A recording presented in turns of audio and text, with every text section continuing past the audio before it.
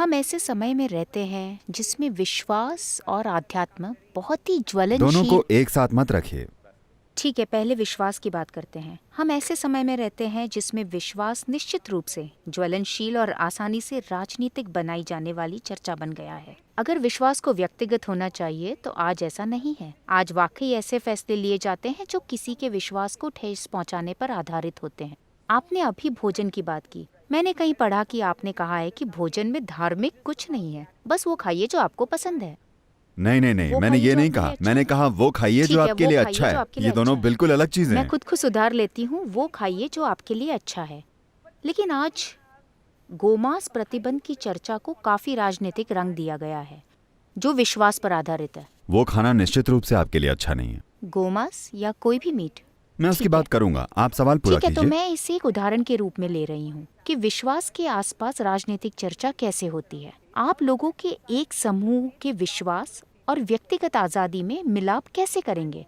मैंने पढ़ा है कि आप सलमान रश्दी की लिखी किताबें पसंद करते हैं। हम पहले देश थे जिसने उन पर विश्वास के नाम पर प्रतिबंध लगाया था। हम विश्वास और व्यक्तिगत स्वतंत्रता के बीच सामंजस्य कैसे लाएं? देखिए, ऐसा हमेशा कहा जाता है कि विश्वास पहाड़ हिला देता है। हाँ, लेकिन ये आपके दिमाग को जमा देता है। लेकिन आप इस दुनिया में जो सबसे बड़ा अपराध कर सकते हैं वो है पहाड़ को हिलाना। आपको पहाड़ों को नहीं हिलाना चाहिए, उसे अपनी जगह होना चाहिए। वो बस कहीं से गिरा नहीं है, वो विकसित हुआ है, क्योंकि कई तरह की शक्तियां निश्चित रूप से काम कर रही हैं। जबरदस्त गतिविधि हुई है पहाड़ बनाने के लिए। आपको पहाड़ को कभी नहीं हिलाना चाहिए। लेकिन जिनके दिमाग जम चुके हैं वे हमेशा पहाड़ हिलाने की कोशिश करते हैं। ठीक है, जैसा कि मैंने कहा, जब हम विश्वास की बात करते हैं, यह इस संस्कृति के लिए बाहरी चीज है। हमारे पास कभी भी इस संस्कृति में विश्वास नहीं था।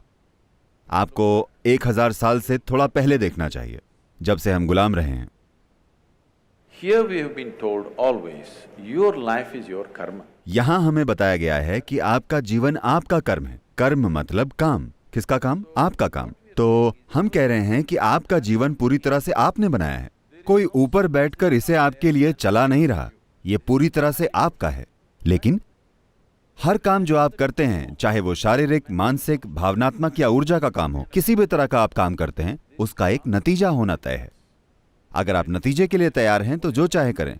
आप नतीजा देखकर रोएंगे तो उस काम को अभी नियंत्रित करें। इसी पर आधारित है। आपने अभी भोजन की बात की।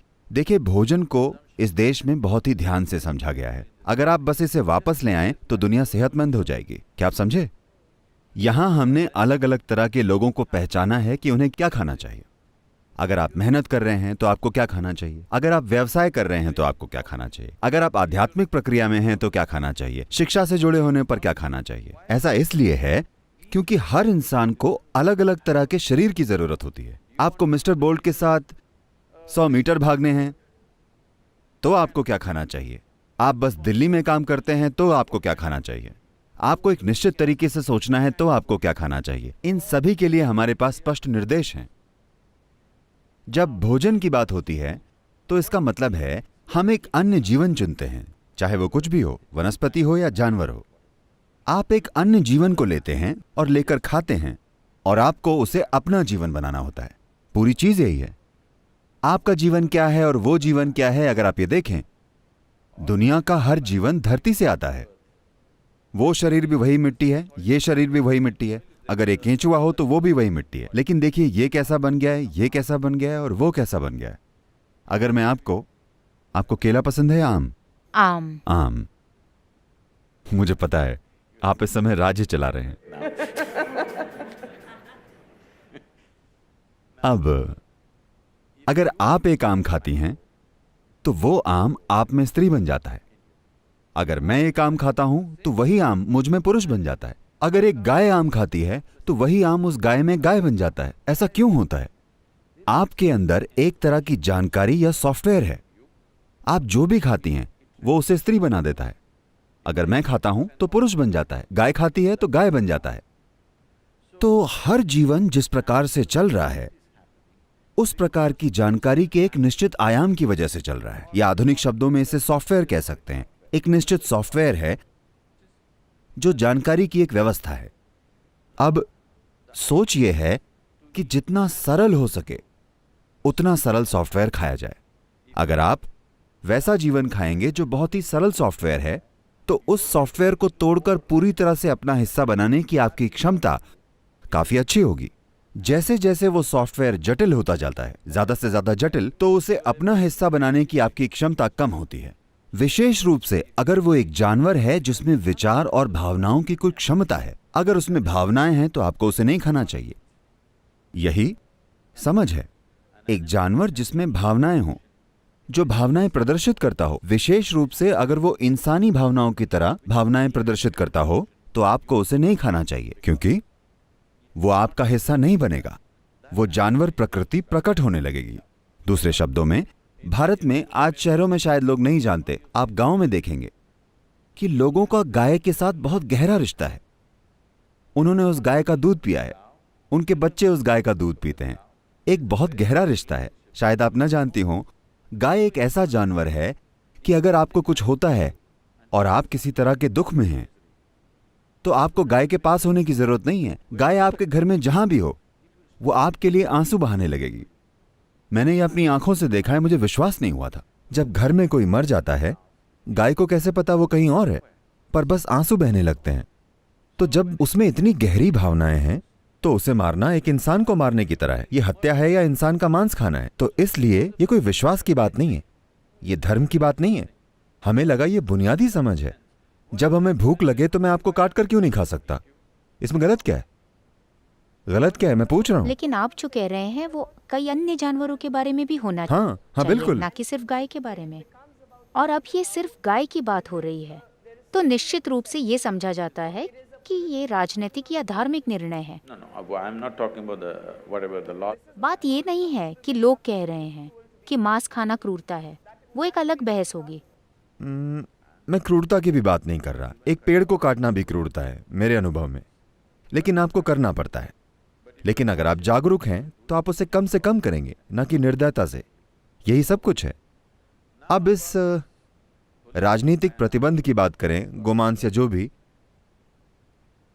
इससे कई चीजें जुड़े हैं।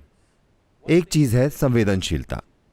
आपने उस गाय का दूध पिया है, वो आपकी मां की तरह है। अपनी मां को मारना और खा लेना एक ऐसी चीज है जो इस देश में लोग हजम नहीं कर सकते। आज भी 80% लोग उस श्रेणी में आते हैं और उनमें एक जबरदस्त भावना है, बहुत जबरदस्त भावना। पर क्योंकि उन्हें एक तरह से विनम्र बनाया गया है, इसलिए उन्होंने आक्रामक प्रतिक्रिया नहीं दी है।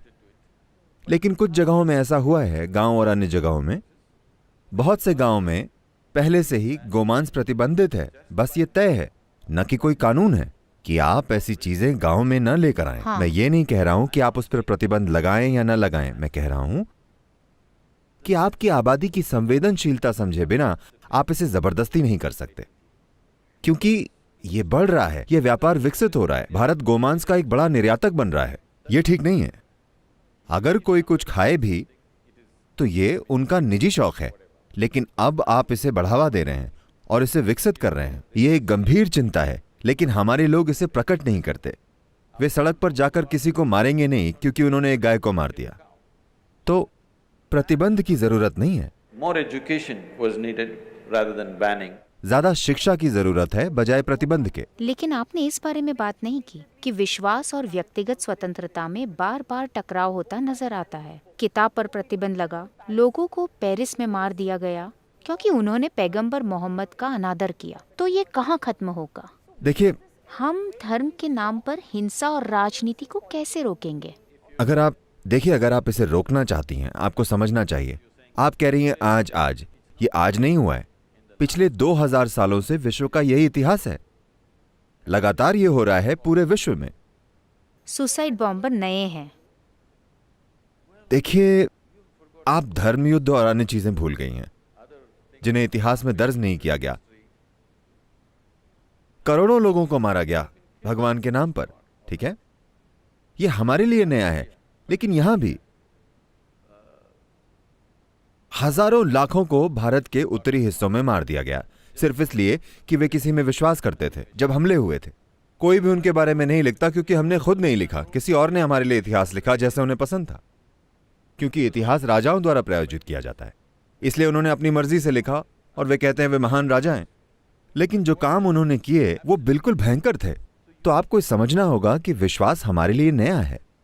नए से मेरा मतलब है इस देश में जिसमें 12 से 15 हजार सालों का इतिहास है, 1000 साल हमारे लिए नया है। हम अब भी इसे स्वीकार नहीं कर पाए हैं। हम आज भी संघर्ष कर रहे हैं, लेकिन हम अपने अंदर संघर्ष कर रहे हैं, न कि बाहर सड़क पर संघर्ष, क्योंकि ये हमारा स्वभाव नहीं है। क्योंकि यहां हमारे अंदर ये गहराई से डाला गया है कि आप जो भी करेंगे उसका आपके लिए एक नतीजा होगा।